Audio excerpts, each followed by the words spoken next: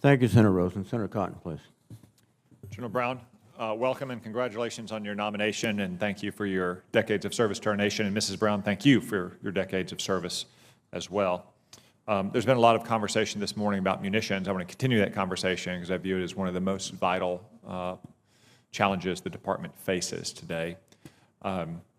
Obviously, this is in the context of our support for Ukraine and its defense of its own territory against Russia's unprovoked war of aggression.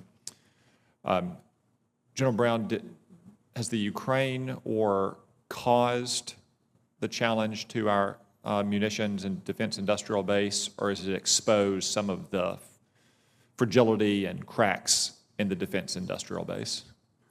Senator, I would say it has exposed, and the reason I say that, I'll just based on experience. When I was Air Motor Commander for the United States Central Command during the Defeat ISIS campaign, we had some similar conversations.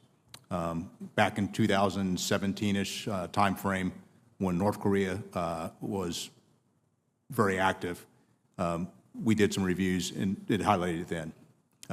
Now it's highlighting it even more so. And it's the aspect of why it's important for us to not only invest in the platforms, but again, invest in the munitions that they have enough stockpile, particularly the advanced munitions that are most effective.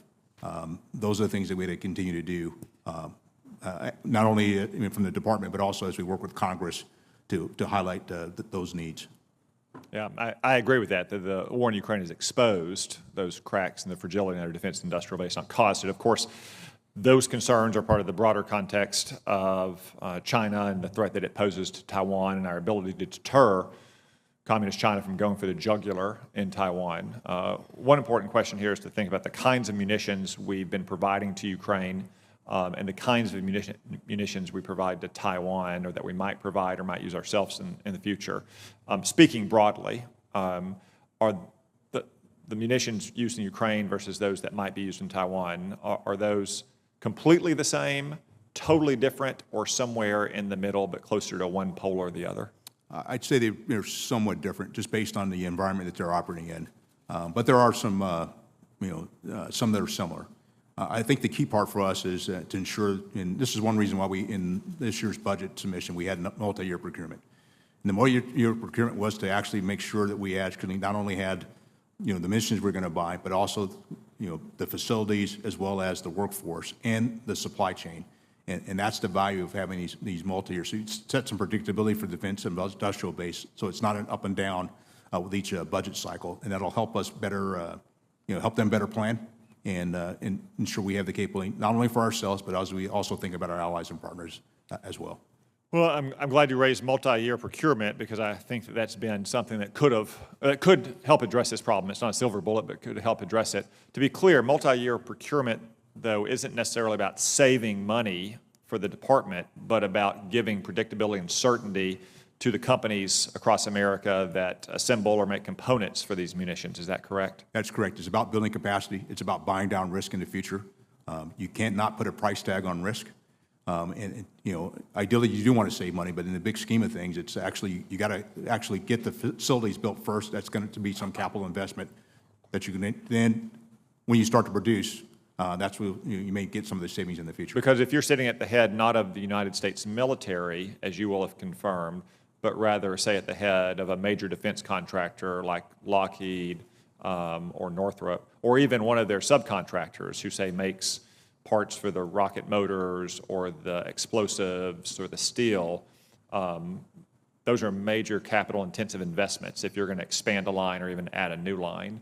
And obviously, you'd be concerned if you can't have multi-year certainty that that line is going to be at full capacity. Is that right?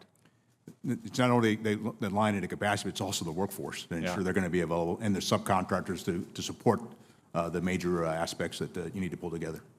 I think you and the department have convinced the authorizers on this point. I think maybe the appropriators still need some convincing to do. I'm confident our chairman, who also sits on the Appropriations Committee, can carry your points to the Appropriations Committee. One final question I want to raise, since it's been in the news, is what's sometimes been colloquially called as 155s over the last few days. That's a 155 millimeter artillery shell. That's one of the most basic shells that we use or that our Western partners use. We've spent about $1.5 billion on production of 155 shells over the last 6 years, or I'm sorry, over the last 6 months, to get to the point to quintuple our production rates. I've looked at the inventory numbers, which in combination with donations from other allies and partners don't appear to be approaching concerning levels yet.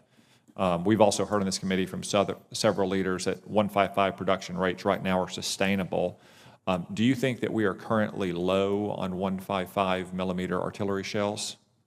Senator, I have not looked at it that closely. I'd have to come back to you with maybe a question for the record on that one. Okay. Could you do that, please? And if confirmed, also, if you conclude that we are not in fact low, could you perhaps, as your role of the principal military advisor to the President, share the news with him? Because I think he may have misspoke somewhat in an interview recently. Thank you, General Brown. Thank you, Senator Cotton. Senator Schmidt, please. Thank you, Mr. Chairman. Good morning, General. General, do we have too many white officers in the Air Force?